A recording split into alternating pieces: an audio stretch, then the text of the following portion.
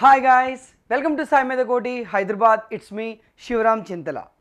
Guys, ఈ వీడియోలో మనం ఎస్పెషలీ యాంప్లిఫైర్స్ గురించి డిస్కస్ చేయబోతున్నాం. గుర్తుంచుకోండి.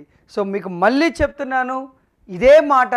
ఈ వీడియో చూసిన తర్వాత యాంప్లిఫైర్స్ మీద మీకున్న అభిప్రాయం ఖచ్చితంగా మారుతుంది. యాంప్లిఫైర్స్ అంటే హెచ్ పారామీటర్స్ అని అదని ఇదని ఏదో పెద్దగా తెలియని భూతం అనుకొని ఆలోచిస్తూ ఉంటారు. కాదు, చాలా చాలా చాలా చాలా ఈజీ. నేను ఈ ట్రిక్ మీకు చెప్తాను, అది మీరు ఫాలో అవ్వండి. జస్ట్ నిమిషాల్లో ఆన్సర్ నిమిషాలు కాదండోయ్, క్షణాల్లోనే ఆన్సర్ తెప్పించవచ్చు. ఎస్, ఆ ట్రిక్ అయితే మీరు గుర్తుపెట్టుకుంటే చాలు. యాంప్లిఫైర్స్ మీద ఎటువంటి క్వశ్చన్ వచ్చినా సరే ఆన్సర్ చెయ్యగలరు. గుర్తుంచుకోండి. ఓకేనా? స్టార్ట్ చేద్దామా? స్టార్ట్ చేసే ముందు గాయస్, బేసిక్ ఎలక్ట్రానిక్స్ మనం కనుక తీసుకుంటే బేసిక్ ఎలక్ట్రానిక్స్ మొత్తం యూనిట్స్ అన్నిట్లో మనం మెయిన్ 5 యూనిట్స్గా డివైడ్ చేయొచ్చు. మీకు తెలిసిన విషయమే గాయస్. టోటల్గా టెక్నికల్ సబ్జెక్ట్స్ అన్నీ 10 సబ్జెక్ట్స్ ఉన్నాయి. జేఎల్ఎం మనం 2023 నోటిఫికేషన్ చూసినట్లయితే దాంట్లో 10 సబ్జెక్ట్స్ ఎస్ టెక్నికల్ సబ్జెక్ట్స్ ఉన్నాయి. దాంట్లో 5వ సబ్జెక్టు బేసిక్ ఎలక్ట్రానిక్స్. ఈ బేసిక్ ఎలక్ట్రానిక్స్ నుంచి తక్కువలో తక్కువ 7 మార్కులు ఖచ్చితంగా వస్తాయి, నో డౌట్. 7 అనేది చాలా వరస్ట్ కేసులో చెప్పడం, 8-9 మార్కులు కూడా రావచ్చు, బట్ 7 మార్కులు అయితే ఖచ్చితంగా వస్తాయి. సో ఇక్కడ మనకి ఒక్కొక్క యూనిట్కి ఒక్కొక్క మార్క్ అనుకున్నా సరే 1-2 యూనిట్లలో ఖచ్చితంగా మనకి అంటే 1 కన్నా ఎక్కువ మార్కులు వస్తాయి. మరీ ముఖ్యంగా ఇక్కడి నుంచి అన్నా రావచ్చు, లేదు అంటే ఇక్కడి నుంచి అన్నా రావచ్చు. గుర్తుపెట్టుకోండి. ఓకేనా? ఎస్ గైస్, ఇప్పుడు చూస్తే ఫస్ట్ యూనిట్ మనం ఏదైతే ఎలక్ట్రానిక్ కాంపోనెంట్స్ చెప్తామో ఈ ఎలక్ట్రానిక్ కాంపోనెంట్స్లో డయోడ్స్ గురించి, బీజేటీస్ గురించి, ఎఫ్ఈటీస్ గురించి, మాస్ఫెట్స్ గురించి చదవాలి, చదివి తీరాలి. అప్పుడే మిగతా యూనిట్స్ అన్నీ మీకు ఈజీ అవుతాయి. లేదంటే చాలా చాలా కష్టంగా అనిపిస్తుంది. మీరు అక్కడ ట్రాన్సిస్టర్స్ ఏం చదవలేదనుకోండి, ట్రాన్సిస్టర్లో ఎన్ని రీజియన్స్ ఉన్నాయి, ట్రాన్సిస్టర్ ఎప్పుడు యాంప్లిఫైయర్గా పనిచేస్తుంది, ఎప్పుడు ఆన్ స్విచ్గా పనిచేస్తుంది, ట్రాన్సిస్టర్లో థర్మల్ రెసిస్టెన్స్ అని ఏమన్నా తీటా అనేది ఏమన్నా ఉందా అని ఈ పాయింట్స్ అన్నీ మీకు కనుక తెలియకపోతే మీకు ఇక్కడ యాంప్లిఫైయర్స్ బాగా కష్టం అనిపిస్తుంది. కాబట్టి మిగతా 2nd unit, 3rd unit, 4th unit, 5th unit, of course 5th unit separate అనుకోండి, మిగతా యూనిట్లన్నీ మీకు కంఠస్థం రావాలంటే మీకు ఖచ్చితంగా ఎలక్ట్రానిక్ కాంపోనెంట్స్ వచ్చి ఉండాలి.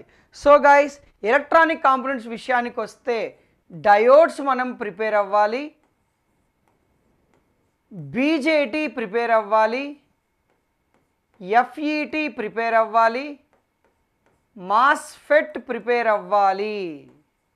గుర్తుంచుకోండి, మీరు మాస్ఫెట్ బాగా ప్రిపేర్ అయితే ఐజీబీటీ చాలా ఈజీ అనిపిస్తుంది. మాస్ఫెట్ మీరు ఖచ్చితంగా నేర్చుకోవాల్సిన పాయింటే. మీకు మాస్ఫెట్ మిగతా సబ్జెక్ట్స్లో కూడా హెల్ప్ అవుతుంది. సరేనా? ఎస్, ఈ డివైజెస్ అన్నీ, ఎలక్ట్రానిక్ కాంపోనెంట్ డివైజెస్ అన్నీ చదవాలి. దాన్ని చదివితే మీకు ఇక్కడ డయోడ్స్ చదువుతారు కదా, ఇక్కడ రెక్టిఫైర్స్ ఈజీ అవుతుంది. ఎందుకంటే రెక్టిఫైర్ అనేది ఒక సర్క్యూట్, డయోడ్ అనేది ఒక డివైస్. గుర్తుపెట్టుకోండి.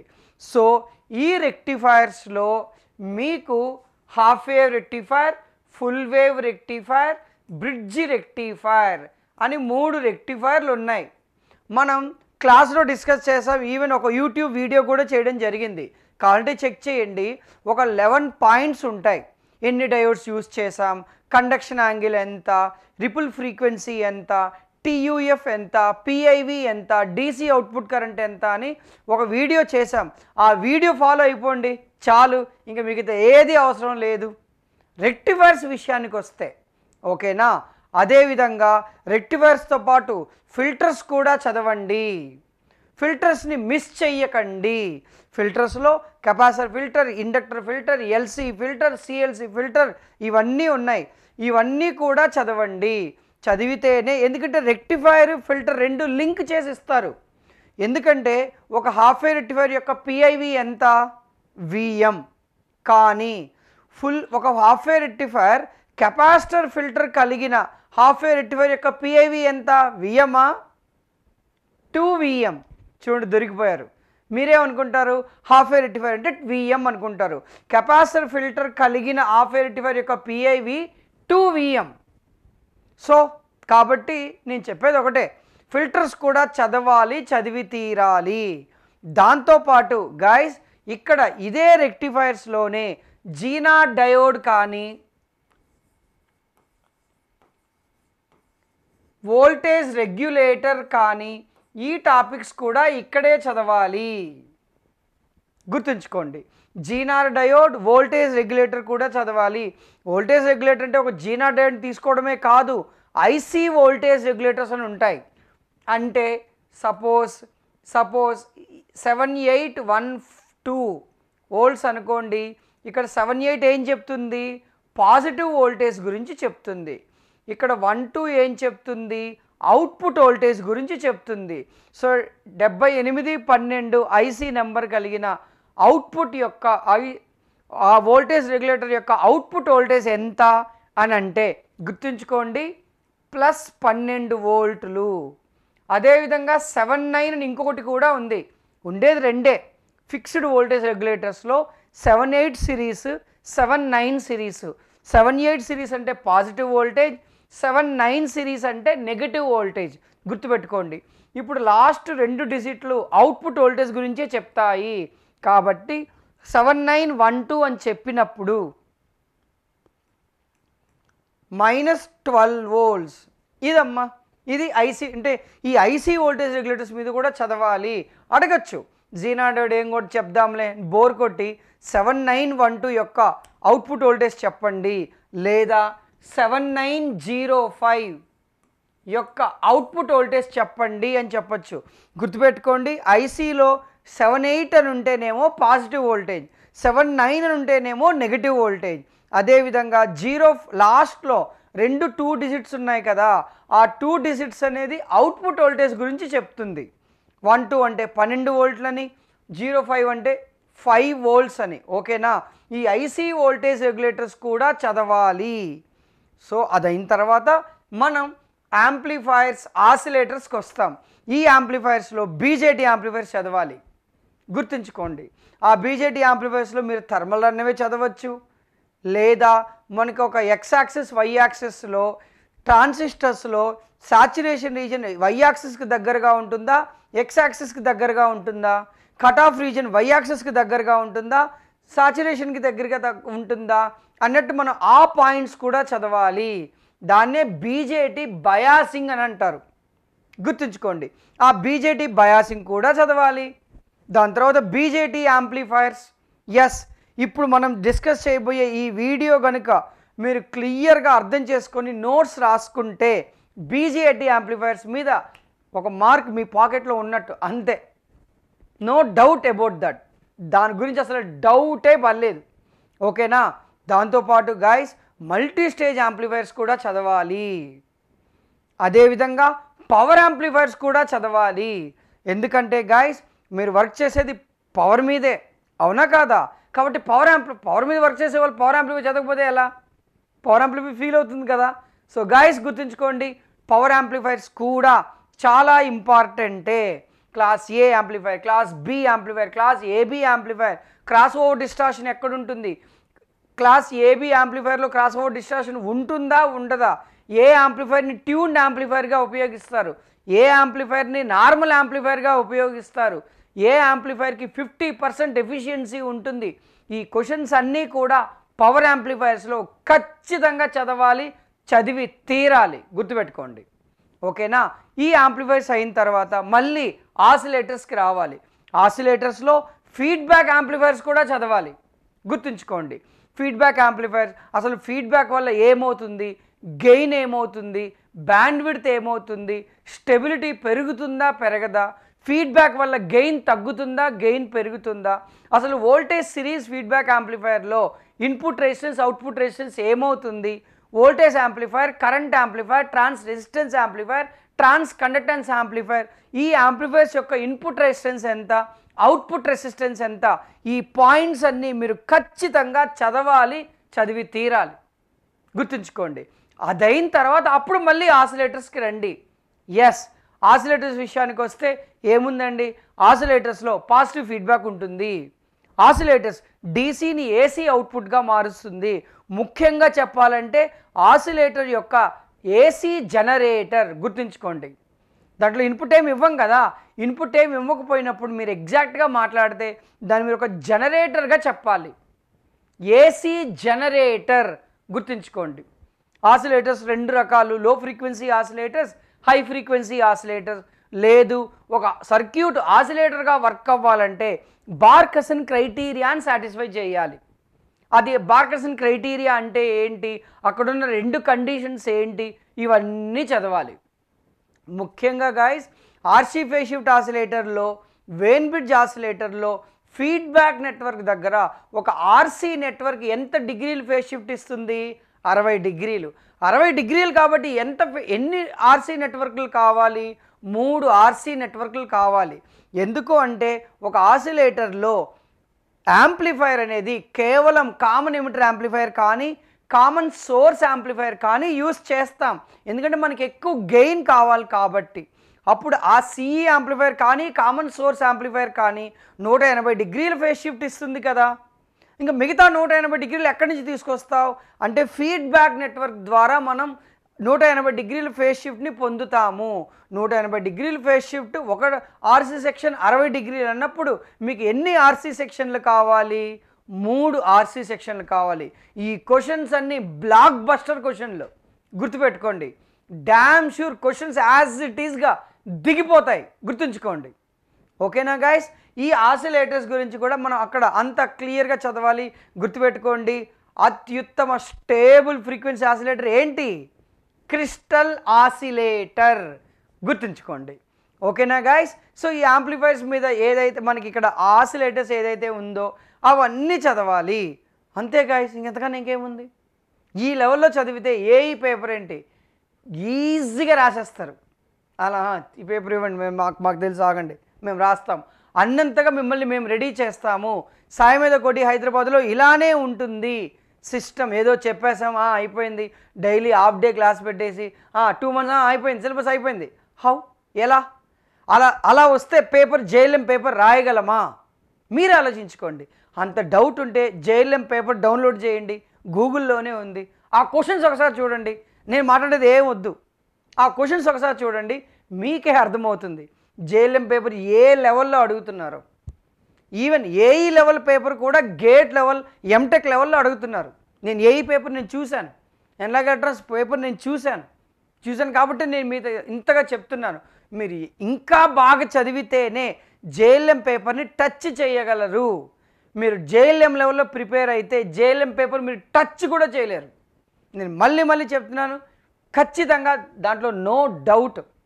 సో గైస్, జేఎల్ఎం ఎవరైతే అభ్యర్థులు ఉన్నారో మీ డ్రీమ్ జాబ్ జేఎల్ఎం జాబ్ అయితే ఇంత తక్కువ టైంలో జేఎల్ఎం పేపర్ని ఇంత డెప్త్గా చదవడానికి టైం పడుతుంది, చాలా టైం పడుతుంది, ఎంతో కష్టపడాలి. దానికి బదులు జేఎల్ఎం సాయి మీద కోటి హైదరాబాద్ని జస్ట్ మీరు వచ్చి చూసి ఆఫ్లైన్ క్లాసెస్ ఎలా జరుగుతున్నాయో ఇక్కడున్న స్టూడెంట్స్ ఎంక్వైరీ చేయండి, మీకు ఖచ్చితంగా నచ్చుతుంది. నచ్చకపోవడం అనేది చరిత్రలోనే లేదు, సాయి మీద కోటి హైదరాబాద్ చరిత్రలోనే లేదు. మీరు అక్కడికి వచ్చి చూడండి, అంతమంది స్టూడెంట్స్ మీరు కూడా మోటివేట్ అవుతారు, ఇంతమంది చదువుతున్నారా అని. ఖచ్చితంగా ఎస్, నువ్వు ఒక జాబ్ కొట్టాలి అన్నప్పుడు నీ చుట్టూ అటువంటి వ్యక్తులతోనే నువ్వు తిరగాలి, గుర్తుపెట్టుకోండి. అప్పుడే నీకు మోటివేషన్ వస్తుంది, అప్పుడే నువ్వు ఖచ్చితంగా జాబ్ కొట్టగలవు, గుర్తుంచుకోండి. నా ఇక్కడ గాయస్ నేను మీకు చెప్పేది ఒకటే, ముఖ్యంగా జేఎల్ఎం ప్రిపేర్ అయ్యే వాళ్ళు సాయి మీద కోటి హైదరాబాద్లో మీరు కనుక జాయిన్ అయితే మీకు ఎంతో అడ్వాంటేజెస్ ఉంటాయి, ఎన్నో అడ్వాంటేజెస్ ఉంటాయి, మీకు ఎంతో హెల్ప్ అనేది కానీ ఎంతో మేలు జరుగుతుంది అనేది మాత్రం నేను ఖచ్చితంగా చెప్పగలను. ఓకే, చూద్దాం. ఇప్పుడు 5th యూనిట్లో పవర్ ఎలక్ట్రానిక్ కాంపోనెంట్స్ వస్తాయి. పవర్ ఎలక్ట్రానిక్ కాంపోనెంట్స్ ఏ టాపిక్స్ వస్తాయి, ఏముంటాయి? SCR, silicon control rectifier, diode in AC, triode in AC, diac, triac, ఇవన్నీ వాటి మీద అప్లికేషన్స్ మీరు చూస్తారు, అవునా కాదా? ఎస్. సో గైస్, ఇక్కడ మనకి ఏదైతే పవర్ ఎలక్ట్రానిక్ కాంపోనెంట్స్ ఉన్నాయో వీటికి ఎస్సీఆర్, డయాక్, ట్రయాక్. అంటే వీటి మీద చిన్నగా applications, AC to AC converter, వీటి మీద డీసీ కన్వర్టర్. ఇప్పుడు మనం ఏదైతే ఎస్సీఆర్ తీసుకుంటామో, yes it's AC to DC converter, అవును. సో దాని మీద అంటే సింగిల్ ఫేజ్, 3 ఫేజ్ అని ఇవన్నీ చదివిన తర్వాత గైస్ ఇంతకంటే ఇంకేం కావాలి, అవసరమే లేదు. ఓకేనా గైస్, సబ్జెక్ట్ ఇలా చదవండి. ఇలా చదివితేనే ఒక్క పాయింట్ కూడా పోకుండా మీరు చదువుతారు. క్వశ్చన్లో ఏ క్వశ్చన్ వచ్చినా రాయగలరు. చాలా వరకు క్వశ్చన్స్ బాగా డెప్త్గా అడుగుతారు. పిట్టలు రానట్టు అందరు రాలిపోతారు. కానీ సాయి మీద కోటి హైదరాబాద్ గుర్తుంచుకోండి, ఈ పేపర్ అయ్యో మేము మా డైలీ టెస్ట్లో ఇంతకన్నా టఫ్ క్వశ్చన్స్ చూసాం అని మీరే ఫీల్ అవుతారు. గుర్తుంచుకోండి. ఓకేనా, ఇప్పుడు చూద్దాం గైస్, మెయిన్ టాపిక్ వచ్చేసాం.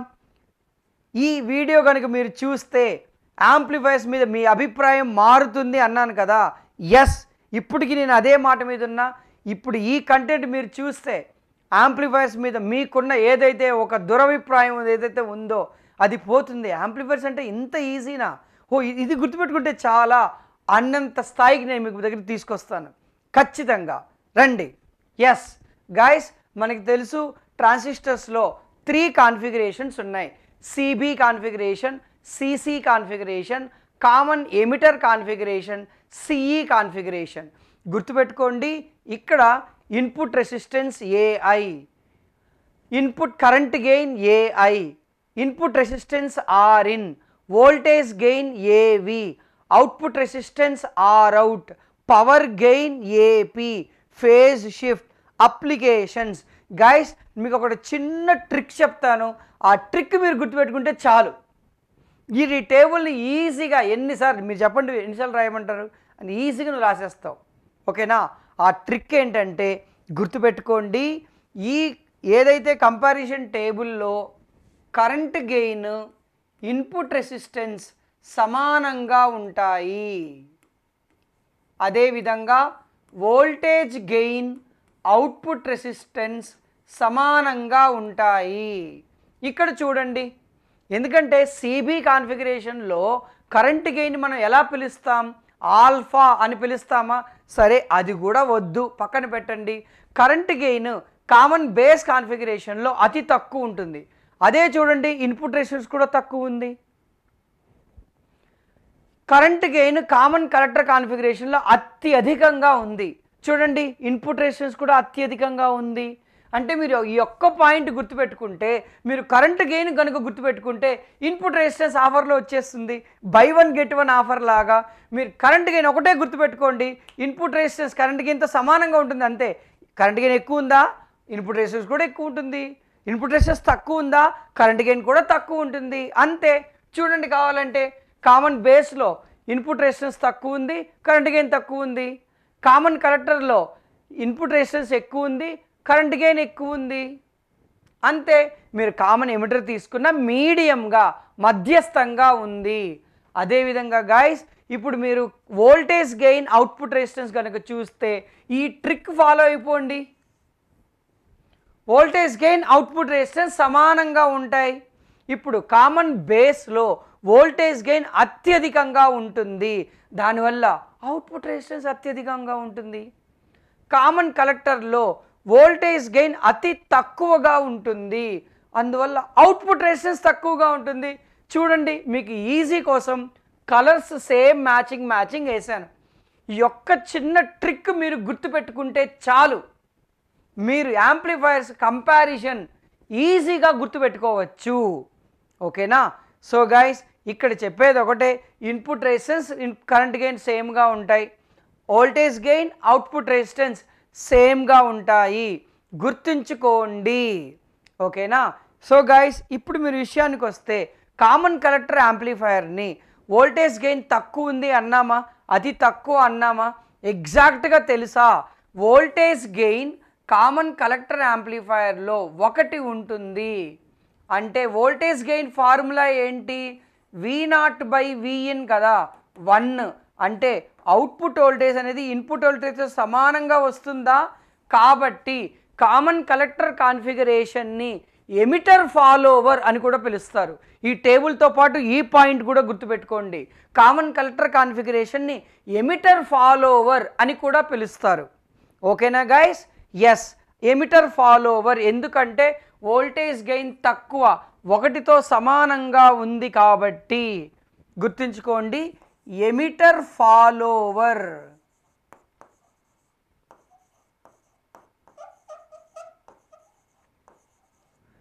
ఓకే గైస్, ఎమిటర్ ఫాలోవర్ అని కూడా పిలుస్తారు.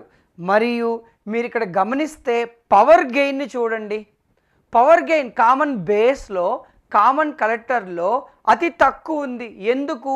పవర్ గెయిన్ అంటే voltage gain into current gain కదా. మీరు కామన్ బేస్ కానీ కామన్ కలెక్టర్ కానీ చూస్తే వోల్టేజ్ గెయిన్ చాలా ఎక్కువ ఉంటే, సపోజ్ మీరు కామన్ బేస్ తీసుకోండి, వోల్టేజ్ గెయిన్ చాలా ఎక్కువ ఉంది, కరెంట్ గెయిన్ చాలా తక్కువ ఉంది. కామన్ కలెక్టర్లో చూడండి, కరెంట్ గెయిన్ చాలా ఎక్కువ ఉంది, వోల్టేజ్ గెయిన్ చాలా తక్కువ ఉంది. ఎస్, దానివల్ల పవర్ గెయిన్ తక్కువ ఉంటుంది. ఎందుకంటే ఒక గెయిన్ సూపర్గా ఉంది కానీ ఇంకొక గెయిన్ చాలా తక్కువ ఉంది కదా. కాబట్టి మల్టిప్లై చేసినప్పుడు మీరు 100 ఇంటూ 0.01 చేస్తే మీకు ఎంత వస్తుంది? 1 వస్తుందా? అంటే ఒక వాల్యూ తక్కువ ఉండడం వల్ల మీరు మల్టిప్లై చేసినప్పుడు, పెంచినప్పుడు మీకు ఇక్కడ తక్కువ వాల్యూ వస్తుంది కదా. కాబట్టి గుర్తుపెట్టుకోండి, కామన్ బేస్లో కామన్ కలెక్టర్లో ఒక గెయిన్ సూపర్గా ఉంది, ఇంకొక గెయిన్ తక్కువ ఉంది. కాబట్టి ఈ రెండిట్లో పవర్ గెయిన్ తక్కువ ఉంటుంది. అదే మీరు కామన్ ఎమిటర్లో చూస్తే వోల్టేజ్ గెయిన్ కరెంట్ గెయిన్ మధ్యస్థంగా ఉంది కాబట్టి ఇక్కడే పవర్ గెయిన్ అత్యధికంగా ఉంటుంది. పవర్ గెయిన్ అత్యధికంగా కలిగిన యాంప్లిఫైయర్ చెప్పండి అంటే కామన్ ఎమిటర్ యాంప్లిఫైయరే. అందుకనే కామన్ ఎమిటర్ కాన్ఫిగరేషన్నే మనం యాంప్లిఫైయర్గా యూజ్ చేస్తాము. కామన్ కలెక్టర్లో అత్యధికమైన ఇన్పుట్ రెసిస్టెన్స్ కలిగి ఉంది కాబట్టి దానిని బఫర్గా యూజ్ చేస్తారు, ఇంపిడెన్స్ మ్యాచింగ్ అప్లికేషన్స్లో ఉపయోగిస్తారు. గుర్తుంచుకోండి, ఓకేనా? అదే కామన్ బేస్కి వచ్చేటప్పటికి దాన్ని క్యాస్కోడ్ యాంప్లిఫైయర్గా యూజ్ చేస్తారు. ఎందుకంటే వోల్టేజ్ గెయిన్ చాలా ఎక్కువ ఉంది కాబట్టి. ఓకేనా గైస్? క్యాస్కోడ్ యాంప్లిఫైయర్గా కొన్నిసార్లు బఫర్గా కూడా ఉపయోగిస్తారు, కానీ ముఖ్యంగా ఎక్కువ సార్లు కామన్ కలెక్టర్ కాన్ఫిగరేషన్నే బఫర్గా ఉపయోగిస్తారు. గుర్తుంచుకోండి, యాంప్లిఫైయర్స్లో మీరు ఈ టేబుల్ నేర్చుకుంటే మీరు ఈ దాదాపుగా మీరు ఆన్సర్ చేయగలుగుతారు. యాంప్లిఫైయర్స్లో నేను చెప్పిన ట్రిక్, ఈ ఒక్క ట్రిక్ గుర్తుపెట్టుకోండి. Input resistance current gain same ఉంటాయి, voltage gain output resistance same ఉంటాయి. ఒకటి గుర్తుపెట్టుకుంటే ఆటోమేటిక్గా బై 1 గెట్ 1 ఆఫర్ లాగా మీకు ఇంకొక పాయింట్ కూడా గుర్తుండిపోతుంది. గుర్తుంచుకోండి, ఓకేనా గైస్? సో ఇక్కడ మనకి ఈ టేబుల్లో ఇంకేమున్నాయి? ఫేజ్ షిఫ్ట్ చూడండి. Phase shift common collector common బేస్లో 0 డిగ్రీలు లేదా 360 డిగ్రీలు ఫేజ్ షిఫ్ట్ ఉంటుంది. కానీ కామన్ ఎమిటర్ యాంప్లిఫైయర్లో మాత్రమే 180 డిగ్రీల ఫేజ్ షిఫ్ట్ ఉంటుంది. మీకు అడగచ్చు కామన్ ఎమిటర్ యాంప్లిఫైయర్లో ఎంత ఫేజ్ షిఫ్ట్ ఉంటుంది? 90 డిగ్రీలు, 180 డిగ్రీలు, 270 డిగ్రీలు, 190 డిగ్రీలు ఏదో అడగచ్చు. గుర్తుంచుకోండి, కామన్ ఎమిటర్ యాంప్లిఫైయర్లో 180 డిగ్రీల ఫేజ్ షిఫ్ట్ ఉంటుంది. కానీ common base common emitter common కలెక్టర్లో మాత్రం 0 డిగ్రీలు లేదా 360 డిగ్రీలు ఉంటుంది. ఓకేనా గైస్? మళ్ళీ చెప్తున్నాం, గుర్తుపెట్టుకోండి, ఒక యాంప్లిఫైయర్ మనం తీసుకున్నాక గెయిన్ అడిగితే మీరు output voltage by input voltage అని చెప్పాలి. అది సపోజ్ ఒకవేళ వోల్టేజ్ గెయిన్ అని అన్నారనుకోండి, వోల్టేజ్ గెయిన్ అన్నప్పుడు output voltage by input voltage తీసుకోవాలి. ఈ విధంగా మనం వోల్టేజ్ గెయిన్ కనుక్కోవాలి. అదేవిధంగా కరెంట్ గెయిన్ అడిగారనుకోండి, output current by input current.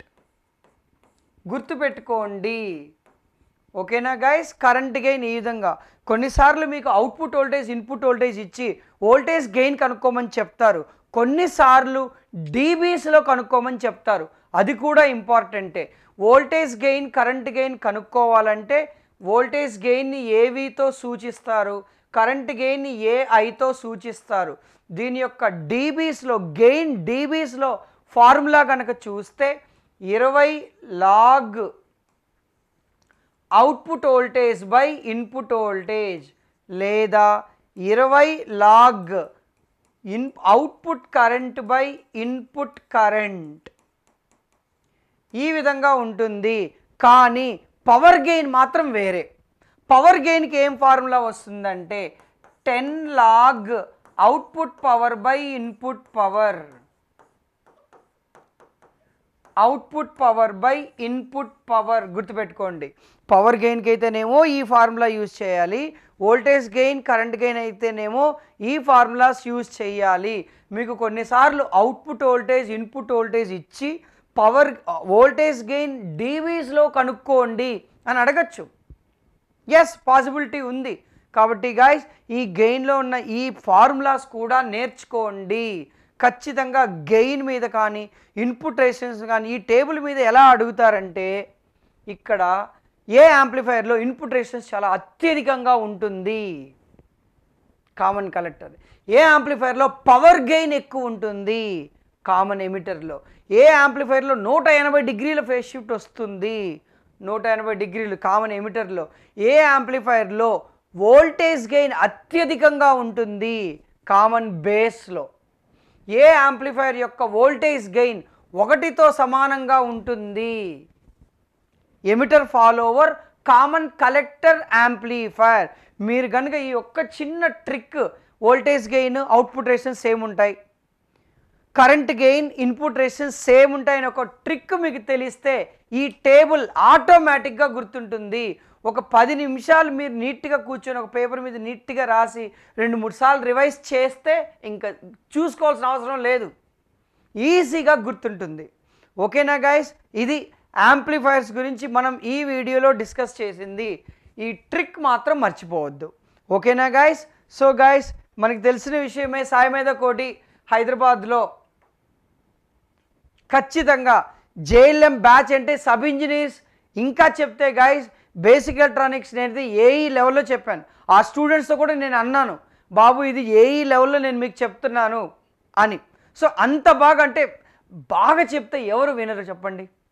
So guys ఖచ్చితంగా వింటారు. ఇక్కడ మేమంతా కూడా మాకు శశికాంత్ సార్ ఇచ్చిన డైరెక్షన్లో కూడా ఇదే ఉంది. సార్ పిల్లలకి బాగా చెప్పండి, వాళ్ళకి అర్థమయ్యేదాకా చెప్పండి, ఇంకా ఎక్కువే చెప్పండి. వాళ్ళు మన దగ్గరకు వచ్చి వాళ్ళు చాలా హ్యాపీగా వెళ్ళాలి. అబ్బా సాయి మీద కోటికి వచ్చాం, ఎస్ అని వాళ్ళు హ్యాపీగా వెళ్తే మనకు అదే చాలు సార్ అని సాయి లైక్ శశికాంత్ సార్ ఎప్పుడు చెప్తూనే ఉంటారు. అనుక్షణం బ్యాచ్కి మనకు చెప్తూనే ఉంటారు, అసలు అది జరుగుతూనే ఉంటుంది.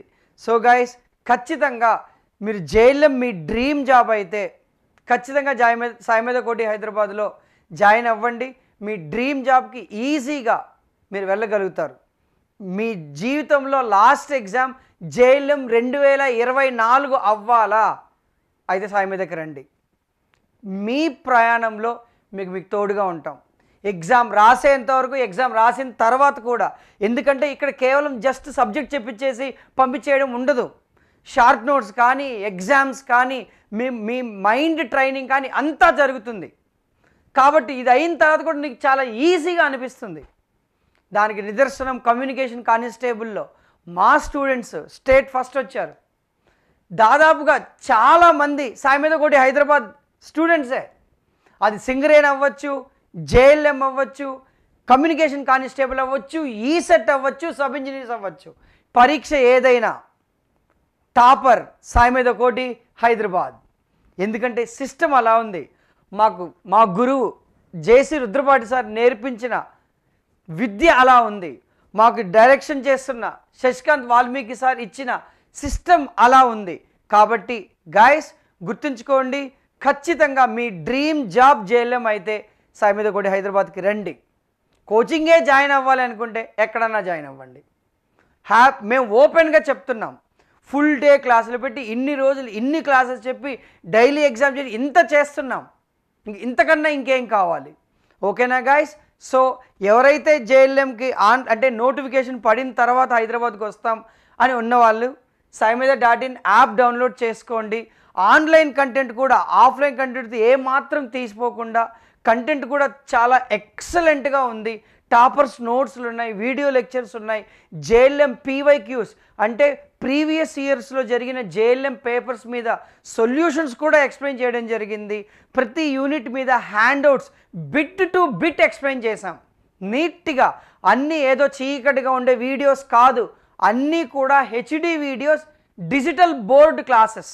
ఇప్పుడు మీరు ఎలాగైతే చూస్తున్నారో క్లాస్ కూడా అంతే క్లారిటీగా ఉంటుంది. సో నువ్వు జస్ట్ నీ ముందు శివరామ్ సార్ మీ ఇంటికి వచ్చి క్లాస్ చెప్తున్నట్టు మీకు అనిపిస్తుంది. అన్నీ హెచ్డి వీడియోసే, అదైతే నేను చెప్పగలను. సరే గాయస్, సో సాయిమేధ.in యాప్ డౌన్లోడ్ చేసుకొని ఈ కిందున్న నెంబర్స్ని కాంటాక్ట్ చేయండి. ఖచ్చితంగా ఈ ప్రాసెస్లో మీరు సాయిమేధ కోటిని చూస్ చేసుకుంటే మీకు వచ్చిన బెనిఫిట్ వేరే లెవెల్లో ఉంటుంది, అదైతే నేను చెప్పగలను. ఓకేనా గాయస్, ఇది ఈ వీడియోలో యాంప్లిఫైర్స్ గురించి. ఆ ట్రిక్ మర్చిపోకండి, ఆ టేబులర్ కాలం గుర్తుపెట్టుకుంటే చాలు. ఓకేనా గైస్, ఇంకొక కంటెంట్తో మరొక వీడియోలో కలుద్దాం. అంతవరకు Shivaram Chintala. This is Shivaram signing off. Jai Hind. సాయిమేధ కోటి, హైదరాబాద్.